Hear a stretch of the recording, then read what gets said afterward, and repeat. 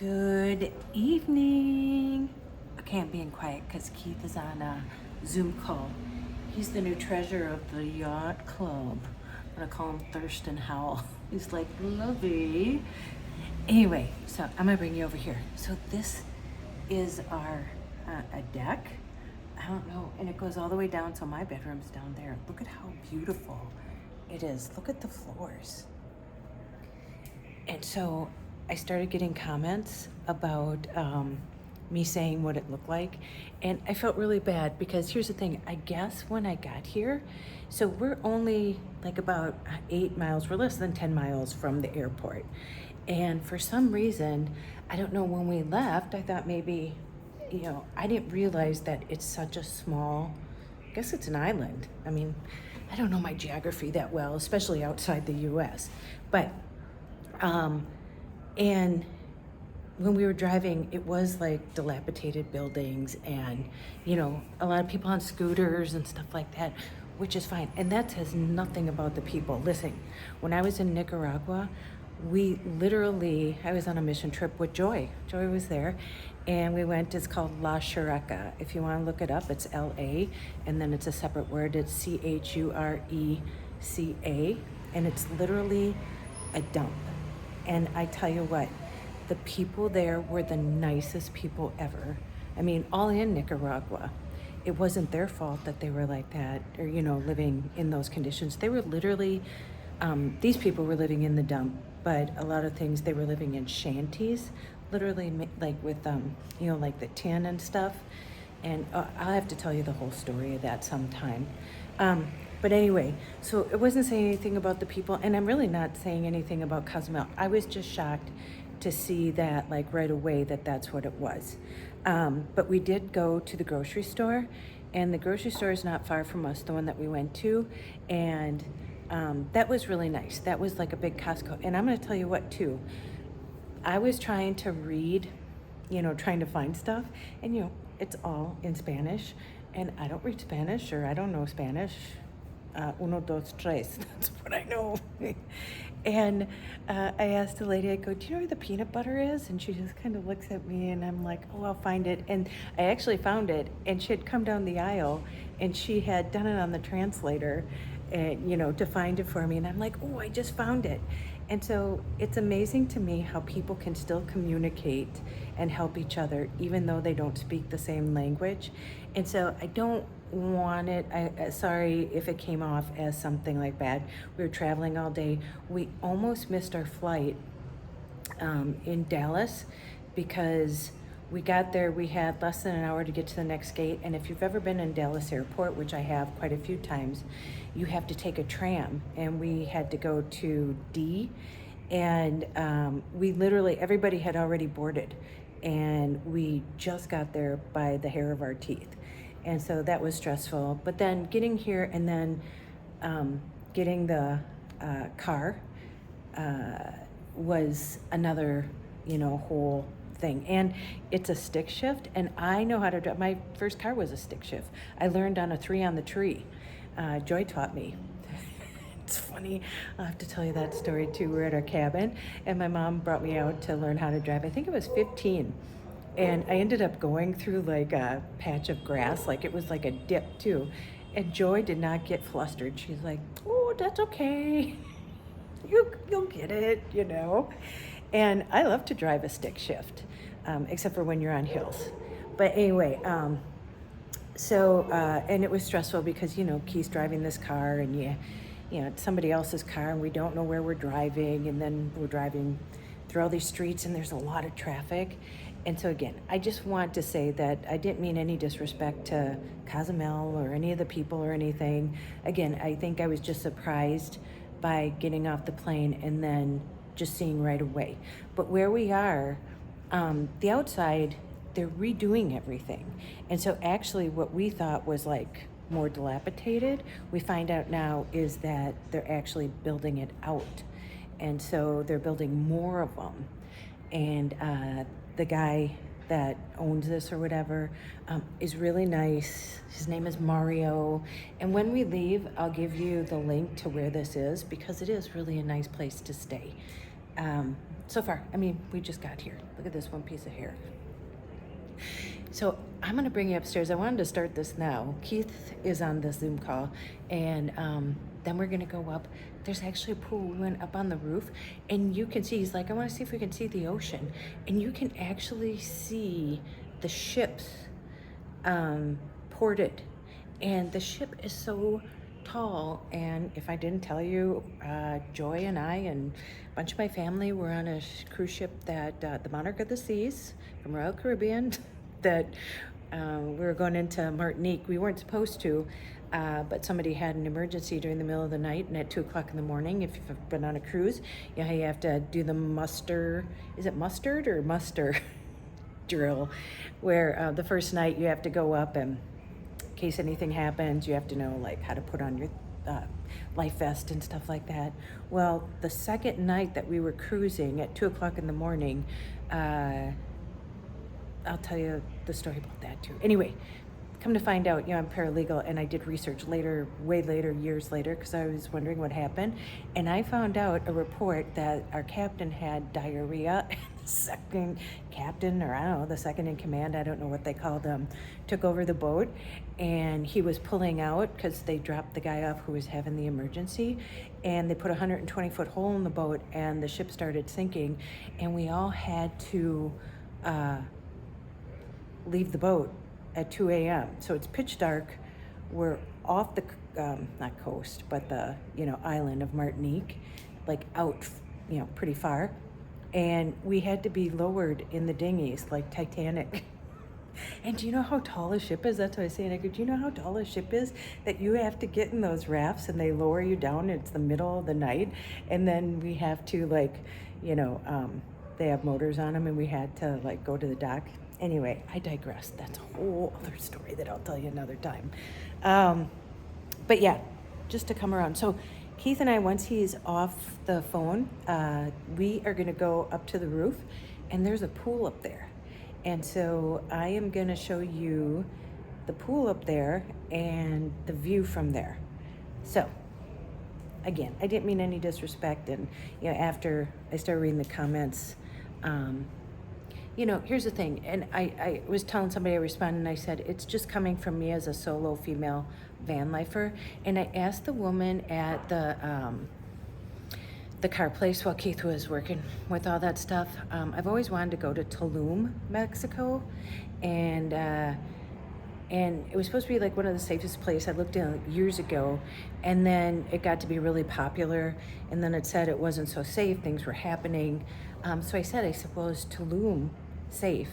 And she said, well, listen, just like anywhere here, that you know, especially as a woman, she said she wouldn't even work late at night, you know, by herself, unless her husband was there, because she wouldn't just be working that late.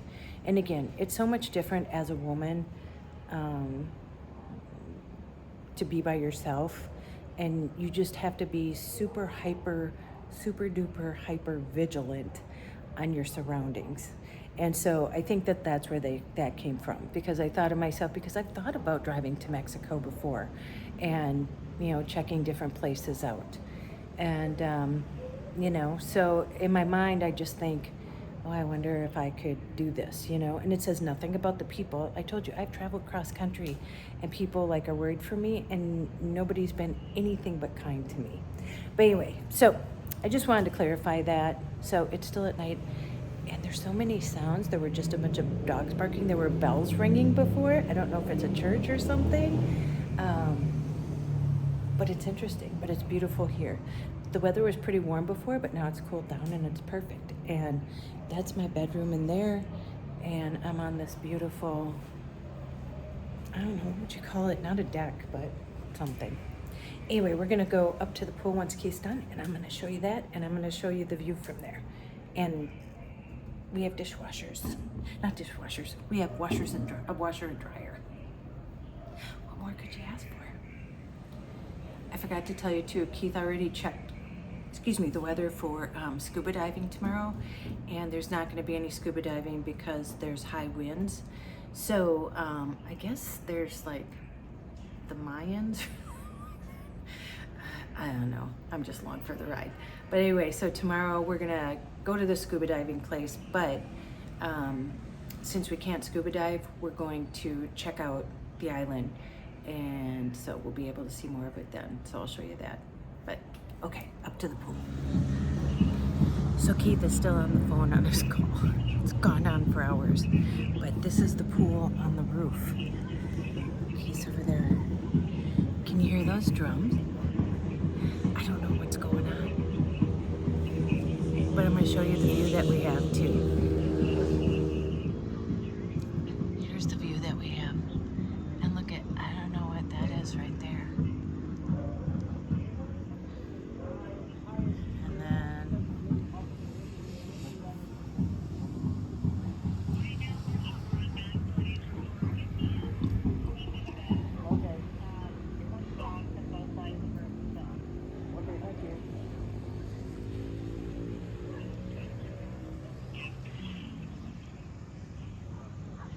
so the ship was straight out there and you could see it, but they must have took off.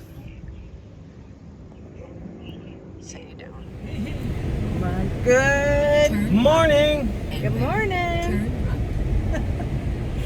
So we're up and at 'em, and we are gonna go. We're actually going scuba diving. They called and it's still on, so we're gonna go this afternoon.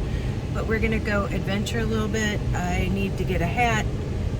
We both need to get towels, and yeah, we'll just see what's around, huh? We're still getting used to the stick shift. Been a few years. Been a few years, yeah. It shows. It shows, yeah. So I'm gonna turn this on. So it's a beautiful day here. Yeah, we're ready to go adventure. I got a new hat and I got a new towel. And I forgot to tell you yesterday, they're not there today, but yesterday, so we're at the grocery store, and there was an armored car with two guys with machine guns. Yeah. I mean, they're not there now, so yeah. Always interesting. We didn't do it. I said to Keith, we don't stand out, do we?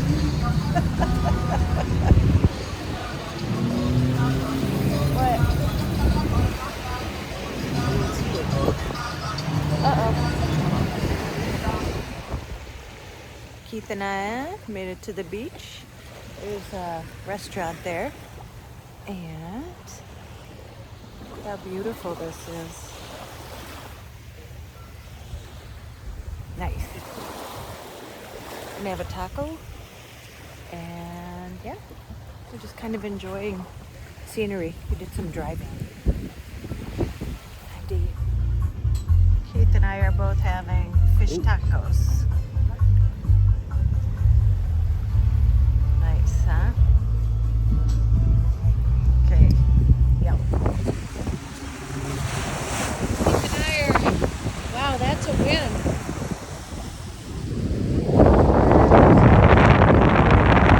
Yeah, I don't think so either. Here, they just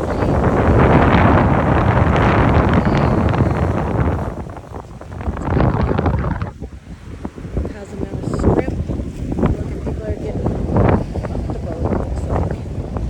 Okay, it's windy right outside. So Keith, where are we now? We're at the San Gervais Mayan Ruins. Yep. Yeah. San Gervasio, sorry. Yep. Mayan ruins. So scuba got canceled today because it's too windy, but the weather's going to be perfect tomorrow, so we will be going tomorrow. Yep. But yeah, Making bubbles in the morning. and then Thursday we're going where? Thursday we're going to go swim with the dolphins. We're swimming with the dolphins, something on both of our bucket lists. So, but let's take a look at the Mayan ruins now. Here we go. San Gervasio. Okay, first up. We got the tomb structure. The tomb structure. This building is so named due to finding a vaulted tomb in its interior, unique in San Gervasio. The structure is a platform since it had no building on top of it, only benches and an altar. It is believed that the structure was used for open-air ceremonies in which not only the priests participated, but also the congregation in the plaza.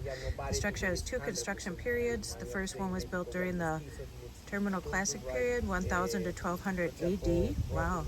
And the latter one during the Post-Classic period, 1200 to 1650 AD.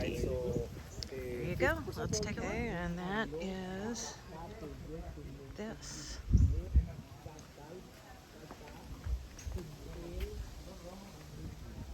So this is called the little hand structure because of the red colored handprints which mark the wall. Wow. Let's see here.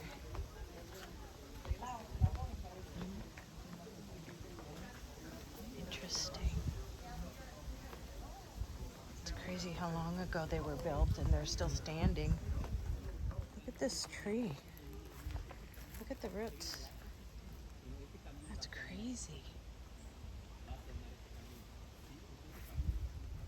Okay, we're going this way. Here's some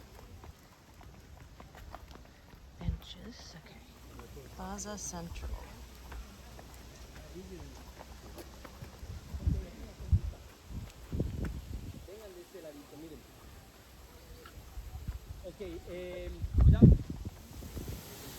This is called the Palace.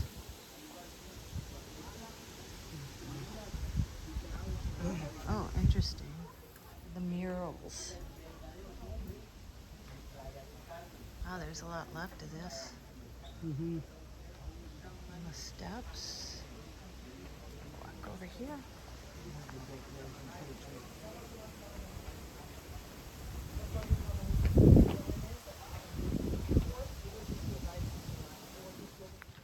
This is pretty. Mm-hmm. I don't want any of those snakes or whatever. They had signs with animals. We didn't know. Oh, there's a butterfly. Oh, look at how beautiful. It's blue. Oh, hi. Oh, two of them. Two of them. What did we think that one was on there with the long tail? Raccoon. Oh, what is that? Oh, A lizard. Is that a it's a lizard. Oh, Jesus, look at him. That's with the long tail. Mm-hmm. Those are mean, I think. No, they're not. They'll scramble. Oh, okay, you walk there. I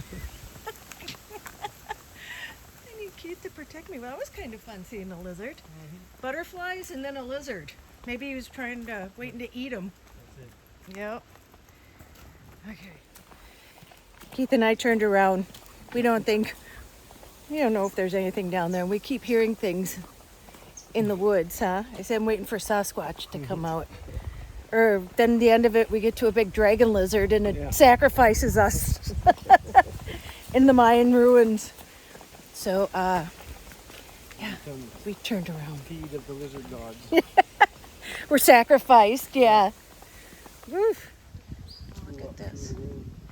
That is amazing. I don't know why I'm so fascinated with trees. And look at it goes up through there. Oh, these roots are beautiful. They're distressingly beautiful.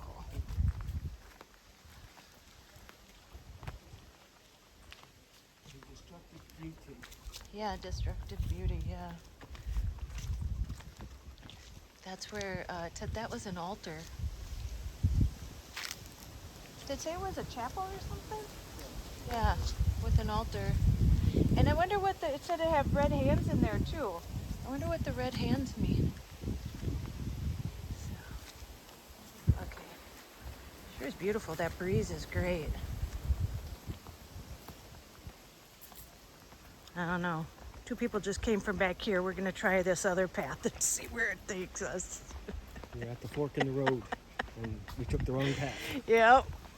Story of my life, Keith. Yeah. Okay, we got here. It's like a full house. Can't go in though, but I can't really see anything. But that's interesting.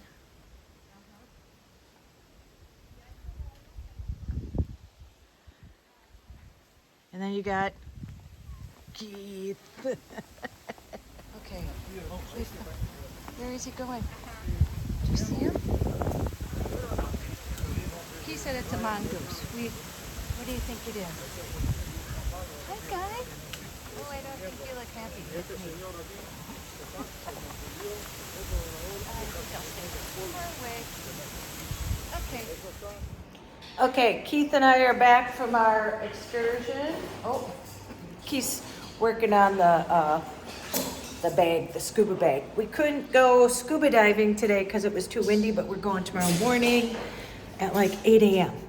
And I was going to tell you too, now after being here, I'm going to come outside here. He's a very busy man. Lots of people call him. And so now that, a hummingbird. Anyway, now that I've been here today, it's completely safe here.